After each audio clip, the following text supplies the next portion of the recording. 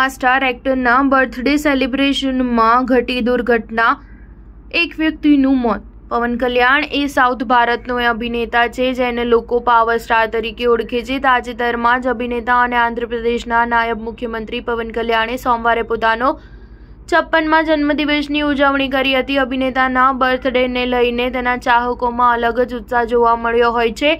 ત્યારે ચાહકોની આવી જ એક ઉજવણી ચંદ્રગીરી વિધાનસભા મતવિસ્તારના રામચંદ્રપુરમ મંડળના અનુપલ્લી ગામમાં આ ઉજવણી એક દુઃખદ અકસ્માતમાં ફેરવાઈ ગઈ હતી। અહીં ફ્લેક્સ બેનર લગાવતી વખતે બે સમર્થકોને વીજ કરંટ લાગ્યો હતો। સોમવારે સાંજે જ્યારે સમર્થકો એક્ટરના બર્થડેની તૈયારીમાં વ્યસ્ત હતા ત્યારે અકસ્માત થયો હતો। જોરદાર પવનના કારણે એક ફ્લેક્સ બોર્ડ વીજ વાયરો સાથે અથડાતા વીજ કરંટ સર્જાયો હતો। આ અકસ્માતમાં એક વ્યક્તિનું મોત થયું હતું જ્યારે અન્ય એક ગંભીર રીતે ઘાયલ થયો હતો। મળતી માહિતી પ્રમાણે મૃતકનું નામ બી ગોપી જ્યારે ઘાયલ સમર્થકનું નામ બી મધુ છે।